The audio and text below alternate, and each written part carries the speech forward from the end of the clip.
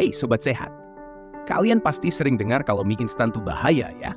Tapi ada yang bertanya, kenapa sih bahaya?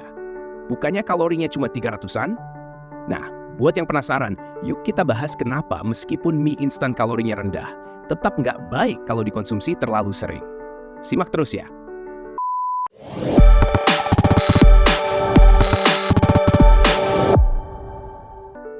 Pertama-tama, mari kita bahas soal kalori. Rata-rata mie instan cuma mengandung sekitar 300 kalori. Bahkan ada yang lebih rendah, sekitar 297 kalori. Tapi ada juga yang bisa sampai 380 kalori.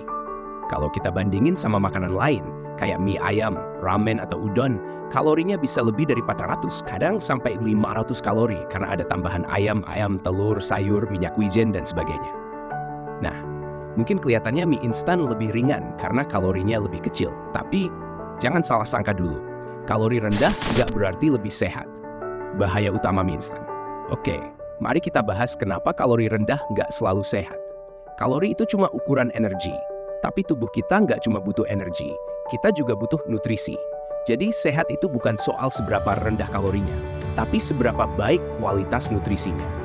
Contoh gampangnya, minuman soda diet kan 0 kalori, tapi jelas nggak lebih sehat dibanding smoothie buah yang kalorinya lebih tinggi.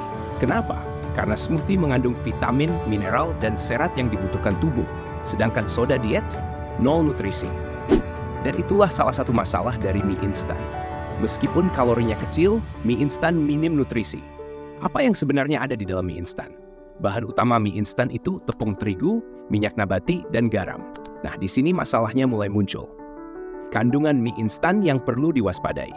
Pertama, tepung terigu yang jadi bahan utama mie instan mengandung gluten, dan ini bisa jadi masalah bagi yang sensitif atau intoleran terhadap gluten. Kedua, minyak nabati yang digunakan seringkali mengandung omega 6 dalam jumlah tinggi dan melalui proses pemurnian yang bisa berdampak negatif bagi kesehatan kalau dikonsumsi terlalu sering.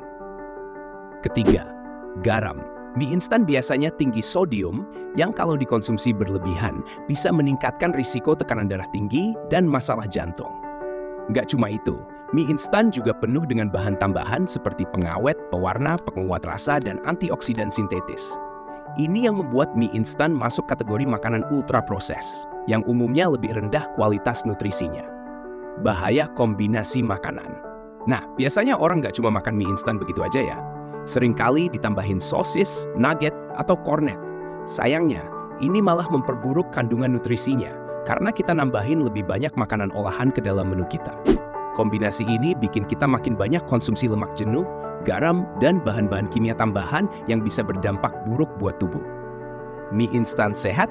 Terus, gimana dengan mie instan yang diklaim lebih sehat? Misalnya, mie hijau. Nah, kita perlu cek dulu tuh, sumber hijaunya dari mana.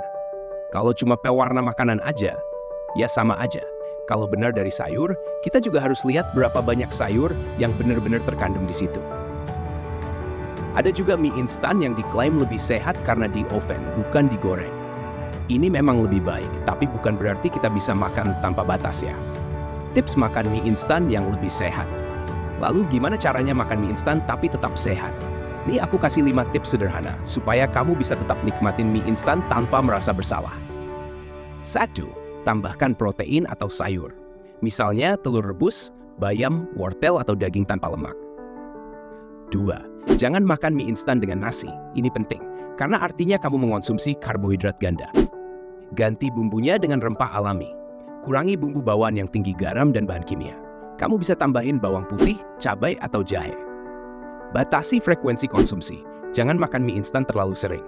Simpan untuk waktu-waktu tertentu aja. Pilih mie yang lebih sehat. Pilih mie yang di oven. Atau bahkan bisa cari mie organik yang kandungan kimianya lebih sedikit.